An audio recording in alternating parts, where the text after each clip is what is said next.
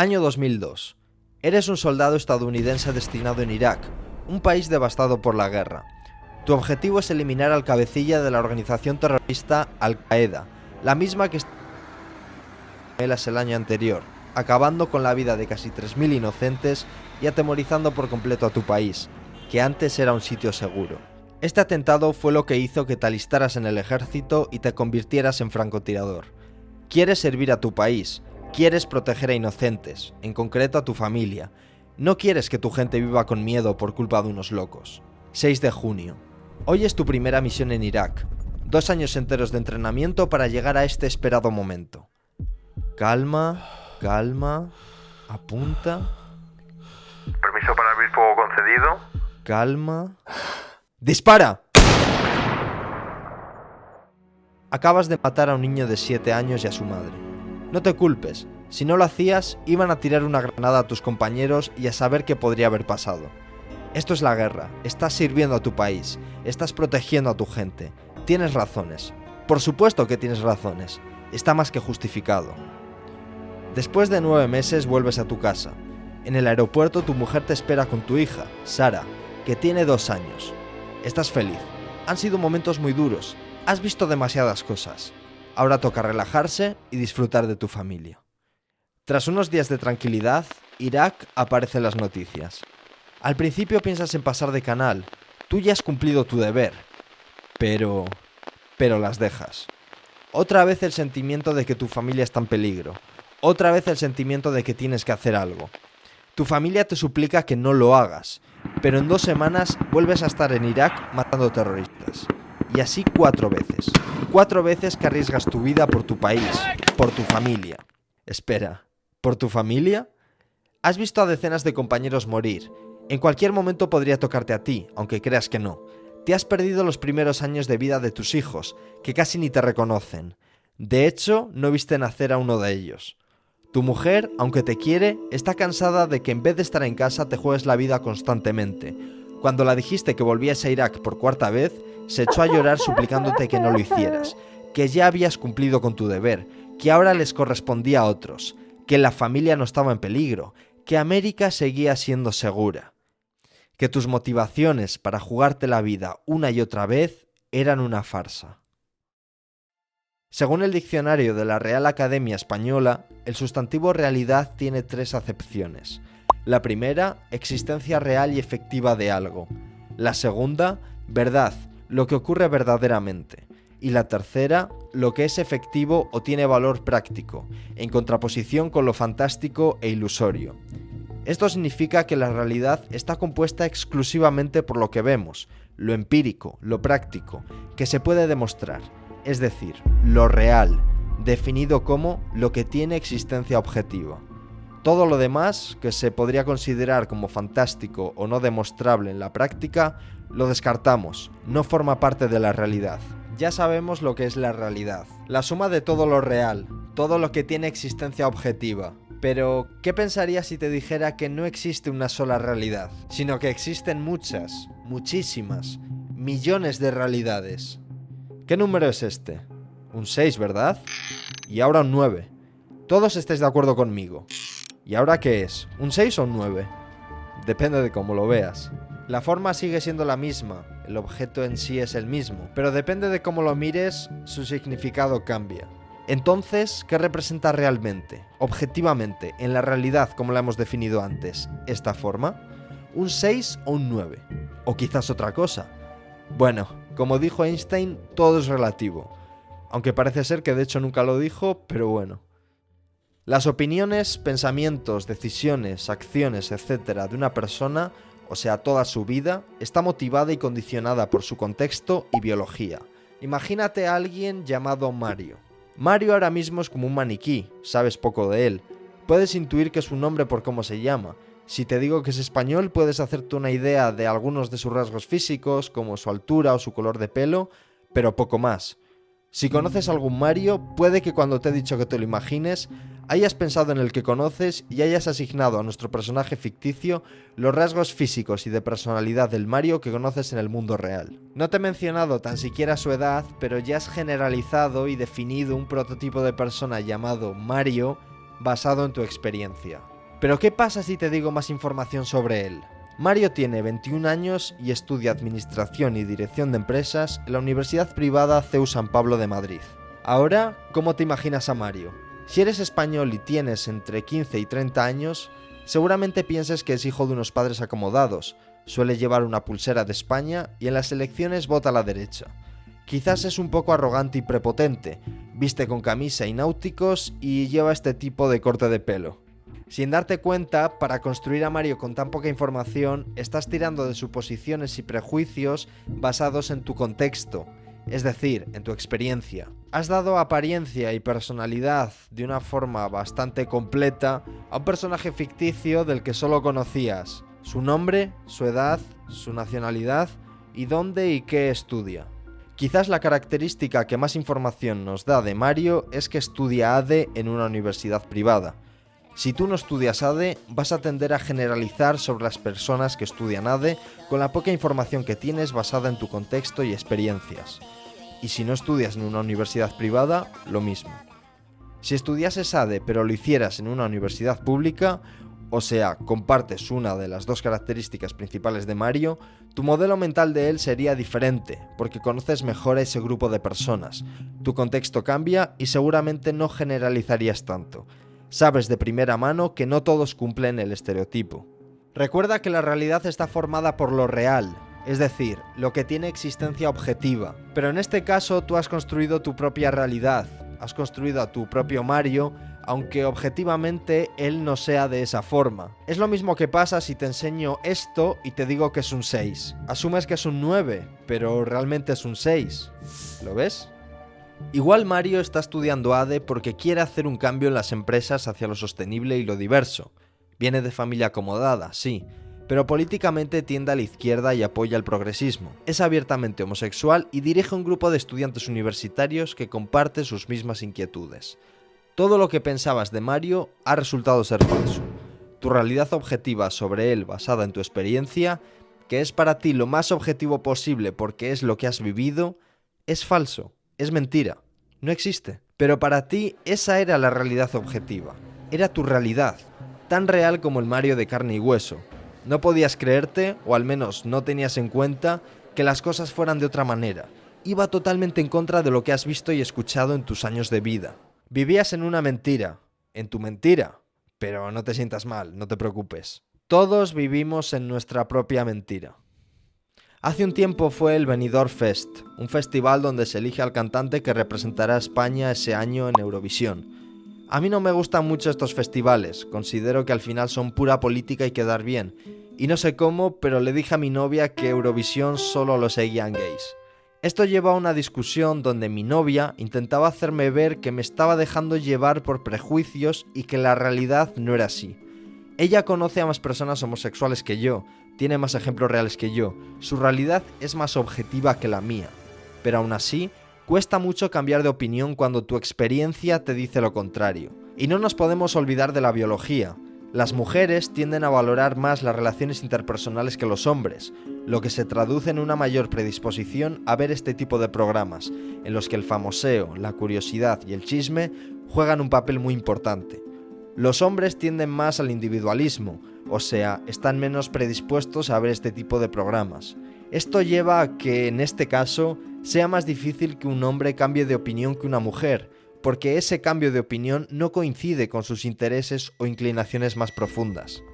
Pero todo el mundo, desde los más inclusivos hasta los más conservadores, hacen esto continuamente para lo que les interesa. Creo que todos podéis encontrar ejemplos muy fácilmente en la política de vuestro país, en grupos de personas a los que odiéis o os provoquen cierto rechazo, y al contrario, grupos de personas con los que os sentís identificados o que os gusten, compartan una característica que va acorde a vuestros intereses. En octubre del año pasado estaba paseando con mi novia por el barrio de El Born, en Barcelona. Estaba lleno de grafitis y arte callejero, y le comenté que a mí estas cosas me gustaba verlas, pero no me gustaría pertenecer al grupo de gente que lo hace. Me parecía que era demasiado bohemio y despegado de la realidad. Está bien quejarse y reflejarlo en tu arte, pero si luego te dedicas a fumar porros y beber cerveza con tus amigos, no puedes pretender que las cosas cambien por arte de magia y que te vaya mejor en la vida.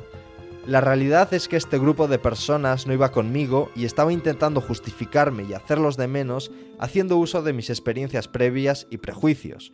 Mi novia contraatacó diciendo que tampoco le gustaría pertenecer al grupo de los empresarios o personas de negocios, que son muy aburridos, superficiales y solo piensan en el dinero. Yo sabía que lo que estaba diciendo mi novia era falso. Yo había leído mucho sobre emprendimiento y empresa, sabía más del tema que ella y simplemente ella no tenía razón. En mi realidad, yo tenía razón. Pero de la misma forma, lo que yo había dicho sobre los artistas era falso. En su realidad, ella tenía razón. A cada uno, gracias a su biología y contexto, le gustaba una cosa, y para defenderla, estaba haciendo uso de la herramienta que solemos utilizar todos: los prejuicios. Podríamos decir entonces que cada persona tiene y construye su propia realidad basada en su contexto y biología. Ahora podemos diferenciar entre dos tipos de realidad: la absoluta y la relativa. La realidad relativa sería la que tiene y construye cada persona según su contexto y biología. Cada una es diferente según el individuo, pero suele ser parecida a las individuales del grupo de personas al que pertenece. Por ejemplo, los habitantes de España de entre 20 y 30 años van a tender a pensar en Estados Unidos de una forma determinada, con los prejuicios y sesgos adquiridos gracias a su contexto y biología. Si el grupo de personas ahora fueran los habitantes de España de entre 60 y 70 años, la opinión cambiaría. Su contexto es completamente diferente. Cuanto menos se parezcan los grupos que escojamos, en el caso del ejemplo, cuanta más diferencia de edad haya, más tenderá a variar la realidad relativa de cada grupo con respecto al otro. Estas realidades relativas no son completamente objetivas, no representan de forma fiel y absoluta el mundo real. Son aproximaciones que tenemos que hacer los mortales para vivir más o menos tranquilos y no comernos mucho la cabeza. En tu realidad relativa, Mario era un pijo arrogante y quizás expandiste esa realidad a tus amigos o familiares, mencionándoles alguna vez a Mario y diciéndoles lo malo que era. Ahora, tu realidad sobre Mario se ha expandido a otras personas. Si esas personas nunca conocen a Mario o escuchan otras opiniones sobre él, puede que mueran cargando tu realidad relativa. Mueren sin conocer la verdad objetiva, convencidos de que sí que lo hacían. En la conocidísima novela 1984, el gobierno manipula absolutamente toda la información disponible para la población. Así, el protagonista duda de su realidad relativa, sus experiencias cuando era un niño. En los libros de historia, manipulados, pone que en esa época, la correspondiente a su infancia, pasó algo contrario a lo que él recuerda, y eso le hace dudar de quién tiene razón, si él mismo, con lo que recuerda de su experiencia, o la historia que le cuenta el gobierno.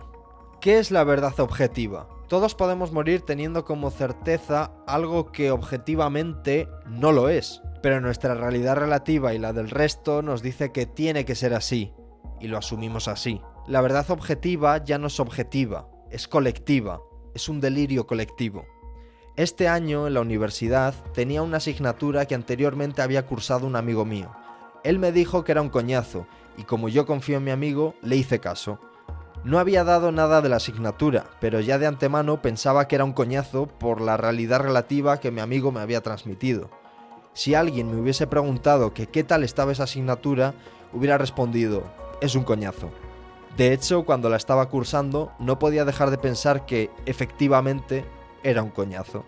Pero ¿qué hubiera pasado si me hubieran dicho que era increíble? Que aunque objetivamente fuera aburrida, inconscientemente me hubiera esforzado para encontrar algún punto bueno, por convencerme a mí mismo de que estaba bien. Esto es un sesgo psicológico, un error en nuestro cerebro llamado sesgo de confirmación. Según la Wikipedia, el sesgo de confirmación o sesgo confirmatorio es la tendencia a favorecer, buscar, interpretar y recordar la información que confirma las propias creencias o hipótesis, dando desproporcionadamente menos consideración a posibles alternativas. Las personas muestran esta tendencia cuando reúnen o recuerdan información de manera selectiva, o cuando la interpretan sesgadamente. El efecto es más fuerte en publicaciones con contenido emocional y en creencias firmemente enraizadas.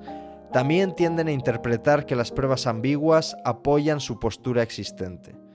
De forma natural, biológica, nuestro cerebro tiende a ver la realidad no como objetivamente es, sino como nos han dicho que es. Y por si fuera poco, hay otra cosa más: el efecto halo.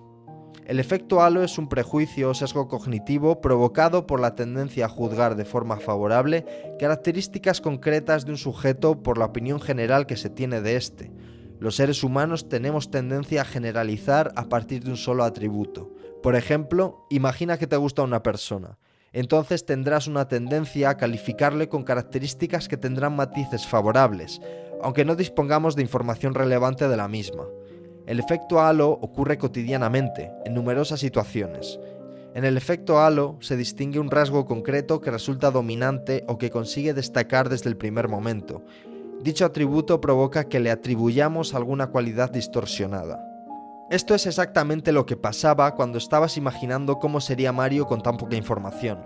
Además, si te gusta alguna de sus cualidades más importantes, vas a tender a asignarle otras cualidades positivas, aunque lo desconozcas totalmente, y al contrario si no te gustan. Y esos son solo 2 ejemplos de las decenas o cientos de sesgos que hay y nos condicionan diariamente. Así que, sabiendo esto, ¿qué significa que algo sea totalmente objetivo? Seguro que alguna vez has jugado, o por lo menos has oído hablar del Call of Duty. Cuando jugabas, lo que salía en la pantalla era como si mirases a través de los ojos de tu personaje. Una realidad relativa es eso, ver el mundo a través de los ojos de alguien, con su contexto y su biología, y la subjetividad y sesgos que eso conlleva. Pero, ¿qué pasa si eliminamos esas capas que nos impiden ver la realidad objetiva? Pues lo primero, que no podemos hacer eso, porque somos humanos y siempre quedará algún resquicio de subjetividad. ¿Quién es el único capaz de ver las cosas como realmente son, sin ningún tipo de sesgo de por medio ni condicionamiento? Bueno, seas ateo o no, tenemos que recurrir a la figura de Dios, un ente todopoderoso que ve el mundo tal y como es. La realidad relativa de Dios, es decir, ver el mundo a través de los ojos de Dios, sería la realidad absoluta, que solo hay una, y es la que representa de forma completamente objetiva el mundo. La historia, lo que pasó entre 1939 y 1945, por ejemplo, es lo que Dios vio, sin ningún tipo de sesgo ni inclinación hacia ningún bando. Cómo percibe un español a un estadounidense son estadísticas que dependen de muchos factores. Cómo es realmente un estadounidense son también estadísticas que dependen de muchos factores. Es imposible generalizar. Dios sabe que puede que haya ciertas tendencias en común, pero cada individuo es un mundo, y generalizar no sería una verdad objetiva. En este punto estarás pensando que entonces uno de los objetivos primordiales del ser humano debería ser alcanzar la verdad absoluta, el conocimiento más objetivo posible, la visión más fiel del mundo real. Y supongo que debería ser así, ¿no? ¿O no? ¿Sabes que matemáticamente puedes acertar en cualquier cosa simplemente haciendo la media de muchísimas aproximaciones? Un ejemplo real de esto es el método de Monte Carlo, utilizado para calcular el número pi. Por si no se te daban muy bien las matemáticas en el colegio, el número pi es un número irracional, es decir, tiene infinitos decimales y no se puede representar mediante una fracción. No se puede calcular directamente, así que solo nos queda aproximar su valor, y un método para hacerlo es el de Monte Carlo. Sabemos que para calcular el área de un cuadrado tenemos que multiplicar su lado por su lado, y para calcular el área de un círculo multiplicamos pi por su radio y otra vez por su radio. Si metemos un círculo de radio 1 en un cuadrado del lado 2, nos sale pi partido 4, que será la proporción que ocupa el círculo con respecto al cuadrado. Ahora viene lo interesante. Imagínate que esto es una diana a la que lanzas dardos. Podemos calcular la proporción de dardos que se clavan en el círculo con respecto a los totales que lanzamos, que son los que se clavan en el cuadrado o en el círculo, y este número será igual a la proporción de antes, pi partido 4. Si multiplicamos la proporción de dardos por 4, el resultado nos dará pi, pero para ello necesitamos lanzar muchísimos dardos, infinitos dardos. Cuanto más dardos lancemos, más precisa será nuestra aproximación, es decir, más se parecerá a la realidad. Hace poco vi en TikTok a un chico que tenía un tarro lleno de granos de arroz. Él quería saber el número exacto de granos que había en el tarro, y para ello salió a la calle y preguntó a un montón de personas que cuántos granos creían que había en el tarro. Algunos se pasaron, otros fueron demasiado pesimistas, pero al final, haciendo la media de todas esas respuestas, el resultado era más o menos el número de granos de arroz que realmente había en el tarro. Lo que podemos sacar de esto es que los humanos consideramos la realidad absoluta como la media de muchísimas realidades relativas, o sea, las opiniones sesgadas de las personas. Dios sabe que hay cosas indiscutibles, como que la Tierra sea esférica y gira alrededor del Sol. Esos son verdades absolutas y a Dios no le hace falta hacer una media de nada. Pero aún así nosotros, los mortales, seguimos aplicando este método para construir nuestras convicciones. Si hubieras nacido y crecido en el siglo II a.C., estarías totalmente convencido de que la Tierra era plana y el Sol giraba alrededor de ella. Ahora esto te parece una tontería porque tu entorno y la mayoría de la gente lo considera una tontería. Te han educado desde pequeño para que te parezca una tontería, pero realmente pocas personas sabrían argumentar y demostrar que la Tierra es esférica y gira alrededor del Sol. Tu opinión se basa principalmente en el entorno. En cuanto a las cuestiones sin una respuesta objetiva aparente y demostrable, como por ejemplo si un cuadro en específico se puede considerar arte, si una persona es guapa o no, o si una canción es buena o mala, hacemos lo mismo, la media de las opiniones relativas, aunque en estos casos también tiene mucho peso nuestra biología. Dios, como lo sabe todo, respondería a este tipo de cuestiones dando estadísticas o haciendo una pregunta extra. ¿Para quién? ¿Qué es mejor? ¿Que el gobierno y las empresas nos tengan controlados y analicen nuestros datos, con la pérdida de privacidad que esto conlleva, pero ganando en seguridad y competencia del país y comodidad y personalización en nuestro día a día? ¿O lo contrario, privacidad máxima pero menos seguridad y menos comodidad? Pues mira, aquí tienes las estadísticas, lo que puede pasar en cada caso, el porcentaje de población que prefiere una cosa u otra, las referencias históricas y bueno, es mejor una cosa u otra, pero ¿para quién? En resumen, en todos los casos los mortales construimos nuestra realidad relativa, opiniones, prejuicios, pensamientos, acciones, etc., haciendo una media de lo que vemos y escuchamos, o sea, de la realidad relativa de otras personas. Esto no es otra cosa que a lo que llamamos entorno, pero ojo, dependiendo también de nuestras tendencias biológicas y contexto, damos más peso a unas realidades relativas que a otras. Digamos que damos más importancia a las opiniones, comportamientos, experiencias, etc., que caen en el círculo. Vienen de una persona que consideramos una autoridad, nos han marcado mucho, tenemos tendencia a ello, se ajustan a nuestros intereses, y todo lo demás, lo que cae afuera del círculo, lo tenemos en cuenta pero en mucha menor medida. En resumen, el sesgo de confirmación del que he hablado antes. Así es literalmente cómo la democracia funciona y soluciona el problema de no saber la respuesta objetiva de cuestiones ambiguas, dando más peso a unas realidades que a otras. O sea, unos individuos tienen más poder de decisión e influencia que otros. Al menos la democracia, en teoría, considera las opiniones de mucha gente, se lanzan muchos dardos, pero una persona normal está totalmente limitada por su pequeño entorno, que en comparación con el mundo entero es ridículo. Así entonces, nuestra realidad relativa suele ser falsa, está demasiado sesgada. ¿Y qué podemos hacer para que sea lo más real posible? Disminuir al máximo el factor del entorno y la biología y aumentar al máximo el conocimiento objetivo y crítico. Es decir, tratar de ser lo más parecido a Dios posible, que lo sabe todo y ve el mundo sin ningún tipo de sentimiento ni condicionamiento previo. Pero eso es imposible, porque nos volveríamos locos y no estaríamos seguros de nada. Necesitamos tener nuestras propias convicciones.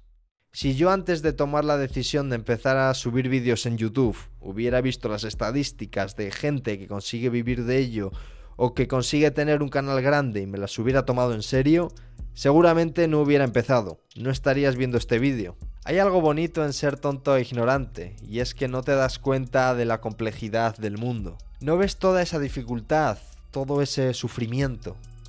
El efecto Dunning-Kruger es el sesgo cognitivo por el cual las personas con baja habilidad en una tarea sobreestiman su habilidad real. Esta gráfica representa el efecto Dunning-Kruger y estoy seguro que puedes sentirte representado en ella de una forma u otra. Piensa en algo que empezaste a aprender y cómo te sentiste al hacerlo. Al principio, cuando estás empezando, como es algo nuevo para ti, no percibes toda la extrema complejidad del asunto y tiendes a sobreestimar lo que sabes. Piensas que lo sabes todo, que eres muy bueno en eso. Cuando empiezas a investigar un poquito más, vas comprendiendo poco a poco toda la dificultad que antes ignorabas, y en ese momento tu confianza cae en picado. Piensas que es demasiado difícil para ti, muy complejo, muchos matices. No tienes ni idea de nada, pero a medida que vas aprendiendo más y más, tu confianza también aumenta, hasta llegar a un punto en el que sabes mucho y eres consciente de ello. Tienes confianza en ti mismo. Ahora ya sabes el porqué de que los tontos e ignorantes sean más felices. Bueno, o al menos una de las razones. Cuando hablaba con mi novia sobre Eurovisión o sobre los artistas bohemios, estaba en la cima del monte de la ignorancia, donde creía que lo sabía todo con la poca información sesgada que tenía. Después de las conversaciones, mi nivel de confianza sobre los temas bajó. Había aprendido más, pero precisamente por el hecho de saber más, desconfiaba de mis opiniones y creencias anteriores. Ahora nada tenía sentido. Estaba en el valle de la desesperación. La mayoría de las personas, entre las que me incluyo, tendemos a no escuchar opiniones que vayan en contra de nuestro contexto y biología por el miedo inconsciente a caer en ese valle de la desesperación. Preferimos vivir ignorantes, en la cima del monte de la ignorancia, pero felices, creyendo que lo sabemos todo. Aunque también existe un riesgo al saber mucho sobre algo: la rigidez mental. La rigidez mental es la incapacidad de una persona para modificar sus patrones de pensamiento o comportamiento de manera flexible, incluso cuando se enfrenta a nuevas situaciones o perspectivas. Si sabes o tienes mucha experiencia en un campo en particular, puede que caigas en la trampa de aferrarte demasiado a las normas o a lo que se considera que está bien, destruyendo toda tu capacidad creativa y de adaptación, además de ser incapaz de ver y entender el panorama general, una vista aérea de la situación. Podríamos decir que la realidad relativa de una persona que sabe mucho en un campo específico se aproxima bastante a la realidad absoluta. Ha dejado atrás su contexto y biología para aprender objetivamente sobre ese campo, sin sesgos ni prejuicios. Pero justamente esto, olvidarte de que eres humano e intentar ser Dios, es lo que hace que pierdas tu capacidad de creatividad y adaptación. No eres capaz de salir de tu burbuja de lo que es así y ya está. No hace falta que te diga que las mejores ideas, las que cambian el mundo, vienen de mentes creativas que rompen con las reglas establecidas y son capaces de ver más allá. Pero llevándolo a un extremo y pensando en la vida en general, no en campos de conocimiento específicos, si nos ceñimos todo el rato a lo real, a las estadísticas, a los hechos, a lo probable e improbable, nuestra vida deja de tener sentido. Nos convertimos en un número más cuya tendencia es situarse entre la media de la población. Necesitamos ilusiones, aunque sea muy poco probable que se cumplan, para no vivir deprimidos y sin ningún tipo de meta u objetivo a largo plazo, por mucho que las probabilidades de lograrlo sean casi nulas. Necesitamos convicciones, aunque no sean del todo ciertas, para no vivir en el limbo, en la abstracción y desconfianza que nos provoca saber que no sabemos absolutamente nada. Necesitamos la ignorancia de pensar que somos los mejores, o que estamos cumpliendo una misión súper importante, que estamos aportando al mundo algo muy valioso. Entonces, ¿qué es mejor? ¿Escuchar y tener en cuenta diferentes opiniones? ¿Aumentando nuestra realidad relativa y estando en constante cambio, en constante aprendizaje, aproximándonos cada vez más a la realidad absoluta? ¿O llevar nuestras convicciones al extremo y que las realidades relativas del resto no nos importen demasiado, que caigan fuera del círculo? Pues, como todo, depende. Hace unos días mi novia se encontraba en un bus de camino a su ciudad. Durante el viaje estaba practicando con el ordenador diferentes tests que algunas empresas requieren para entrar a trabajar en ellas. Dio la casualidad de que al lado suyo estaba sentado un hombre de unos 30-40 años que se dedicaba al mismo sector que ella, pero este tenía mucha más experiencia. Había estado en diferentes multinacionales y conocía la situación de mi novia de primera mano, así que intentó ayudarla. Se pasó todo el camino aconsejándola de lo que debía o no hacer, de qué empresas te trataban bien y cuáles te trataban mal, cuáles te pagaban mejor y cuáles te pagaban peor, etc. Cuando mi novia se bajó del bus, me mandó un audio contándome la situación y me dijo que no iba a hacer caso al hombre ese, que muchas veces se las daba de saberlo todo y que ella quería probar por su cuenta y experimentar, no que otra persona la dijera lo que tenía que hacer o lo que estaba bien o mal. Y este es el punto clave de todo. Muchas veces tendemos a dejarnos llevar o confiar demasiado en opiniones de personas cuyo contexto y biología son muy diferentes al nuestro. Y esto hace que dudemos de nosotros mismos y de nuestra realidad relativa, que, como he dicho antes, para nosotros es lo más real que existe porque es lo que hemos vivido. Nuestra realidad relativa es, para nosotros, la realidad absoluta. ¿Qué hubiera pasado si mi novia hubiera seguido los consejos de este hombre? Pues probablemente que en unos años se hubiera arrepentido, porque su yo más interno necesita explorar, aprender por ella misma, sacar sus propias conclusiones, reflexionar. Su biología y contexto la tiraban para un lado, pero decidió ir al contrario por hacer caso a alguien que no es ella misma. Con esto no quiero decir que no escuches a los demás o que seas un ignorante que no quiere aceptar la realidad. Simplemente que hay que coger con pinzas todas las opiniones y consejos de los demás. Porque de una forma u otra puedes estar seguro de que van a estar sesgados por su contexto y biología. Al único al que no le pasa esto es a Dios. Y al menos yo no conozco a nadie que sea Dios.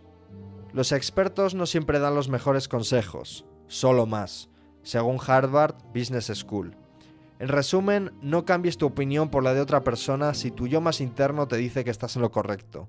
Escucha y entiende por qué esa persona tiene razón en su realidad relativa, por qué tú tienes razón en tu realidad relativa, y a partir de ahí saca conclusiones. El hecho de saber y tener claro que nadie tiene razón, nadie tiene la verdad absoluta, incluido tú mismo, te da una tranquilidad enorme con respecto a la vida. Comprendes que todas las opiniones son válidas, tienen sentido, pero también son relativas, y tú no tienes por qué coincidir con esa visión particular del mundo. Sé que es frustrante cuando, por ejemplo, tú te has informado más de un tema y otra persona que sabe menos tiene opiniones opuestas a las tuyas e intenta contradecirte, aunque sea con buena voluntad y simplemente quiera exponer lo que piensa. En todos los casos que me ha pasado esto, me he dado cuenta de que estaba actuando en mí el sesgo de pensar que lo sabía todo y creerme superior en ese ámbito a la otra persona. Siempre he podido sacar conclusiones y reflexiones sobre estas opiniones contrarias a las mías, aunque estuvieran entre comillas poco fundamentadas, y eso me ha ayudado a mejorar como persona. Recordemos que cualquier opinión tiene su razón de ser, es válida. Esa persona piensa eso por algo, pero también es relativa. Quizás donde mejor se entienda esto es en el campo de la política, en el que la gente está totalmente radicalizada. Si uno es partidario de una cosa y otro de otra, probablemente se enzarcen en una batalla de argumentos, o mejor dicho, medias verdades, que cada vez le dan la razón a uno u otro. Puede que estos argumentos sean todos válidos, pero son relativos. Siempre suele haber argumentos basados en la experiencia, que puede ser diferente y contraria para cada uno. Quizás haya argumentos basados en datos, que cada uno los interpretará de una forma debido a su biología y contexto. Puede que haya algún argumento que sea bastante objetivo y haga reflexionar a la persona del bando contrario, teniendo un buen peso en su realidad relativa y quizás le haga cambiar de opinión en algún aspecto. Pero, en conclusión, salvo en casos excepcionales donde la verdad objetiva es puramente objetiva y solo hay una, nadie tiene razón. Todo depende de a quién le preguntes. Lo que está claro es que constantemente intentamos imponer nuestra verdad, nuestra realidad relativa, a los demás. Tenemos miedo a no tener razón, porque si no la tenemos, el mundo se nos viene encima. Cuando te expones en YouTube o cualquier otra red social, esto se ve muy claro. Basta entrar en los comentarios de los posts o vídeos donde se habla de temas muy subjetivos. Yo mismo, cuando empecé, sentí la parálisis que provoca saber que la gente va a opinar sobre todo lo que dices o haces. Te va a intentar contradecir, va a intentar demostrar que es más lista que tú o que sabe más que tú, etc. Hace unos meses subí un vídeo sobre Elon Musk y Steve Jobs en el que analizaba su vida y los principales rasgos que les catapultaron hacia el éxito absoluto. Al leer los comentarios lo vi claro. Las personas quieren tener razón como sea. Si tienes una opinión contraria a la mía, aunque en el vídeo exponga argumentos que me respaldan, vas a intentar rascar lo máximo posible y sacar de donde no hay para contradecirme, mientras actúa, entre otros, tu sesgo de confirmación. Pero ¿sabes qué? Que no pasa nada. Yo también lo hago. De hecho, lo hace todo el mundo. En la realidad absoluta, quién sabe, pero en tu realidad, por tu contexto y biología, tú tienes razón. Y en mi realidad, por mi contexto y biología, yo tengo razón. Y tanto tú como yo, aunque no digamos nada, vamos a intentar luchar por tener razón, porque si no la tenemos todo se derrumba y tenemos que cambiar, y a todos nos asusta el cambio. Cuando estamos seguros de nuestras creencias y convicciones, somos estables y seguros de nosotros mismos. Cuando empezamos a dudar, sobre todo si es algo que tiene impacto directo en nuestra vida, el mundo se nos viene encima. Un ejemplo de esto último es justamente este proyecto. Es algo que personalmente me importa, le dedico mucho tiempo y me afecta el saber si voy en la dirección correcta o no. Hubo un tiempo en el que no quería escuchar opiniones, alternativas o cambios que podría hacer porque quizás significaría que he estado mucho tiempo trabajando para nada. He construido algo sin sentido o utilidad. Tampoco escuchaba podcast porque sentía que eran ruido, que pensar en tantas realidades relativas, tantas opciones, tantos caminos posibles me afectaba, me distraía del foco y me hacía no ser yo mismo, lo cual justo para este proyecto es bastante perjudicial. Hay que encontrar un punto medio entre aislarse del mundo para conocerse a uno mismo y encontrar el camino correcto, y ser abierto para escuchar críticas y conocer otros puntos de vista. El aislamiento y confiar solo en uno mismo puede que haga que te autoconvenzas de cosas que objetivamente no son así, aumente la presencia de sesgos y no te des cuenta de todos los errores de juicio que estás cometiendo, haciendo la bola de errores más grande a medida que pasa el tiempo. Pero a la vez puede que un tiempo de no escuchar a nadie más que a ti mismo y aislarte esté bien para descubrir quién eres realmente y lo que de verdad quieres y te motiva a largo plazo. O desarrollar un proyecto único y personal sin opiniones ni modelos a seguir externos que te condicionen, simplemente siguiendo a tu yo más profundo. Como dice Abir, uno de mis artistas favoritos, Ay, real, no sé qué es eso, hay que estar desconectado de la realidad para hacer esto. En el storytelling del principio, en el que hablaba del soldado estadounidense destinado en Irak, ¿qué hubiera pasado si hubiera hecho caso a su mujer? Que significaría que todas sus convicciones y creencias que le han llevado a hacer lo que ha hecho, a estar años fuera de casa, a matar a cientos de personas, son mentira, nunca han existido. Todo lo que ha hecho ha sido en vano, su vida no tiene sentido. Quizás no hubiera vuelto a Irak y nunca hubiera cumplido su deseo más vital, solo porque otra persona le ha transmitido su realidad relativa y él ha sido tan débil de aceptarla, aunque no coincidiera con sus inquietudes más profundas. ¿Merece la pena ir a la guerra para defender tu país? Depende del contexto y la biología de a quien le preguntes. ¿Y cuál es la verdad objetiva de esta pregunta? ¿Qué respondería Dios? Pues supongo que su respuesta sería algo así como: depende de la persona. Si esa persona siente la necesidad profunda y genuina de ir para sentirse lleno, sí, merece la pena. No seas un NPC. En mi página web tienes disponible el bonus de este vídeo, a veces ser un ignorante no está tan mal, en el que hablo un poco más de los pros y contras que tiene escuchar demasiado a la gente. Acceder a él es gratis, pero antes tienes que estar suscrito a mi newsletter, que también es gratis, y de vez en cuando te mando algún correo hablando sobre temas interesantes. Al suscribirte también tienes acceso a los bonus de los demás vídeos que tengo subidos. Tienes todo en mi página web, hikesproject.com.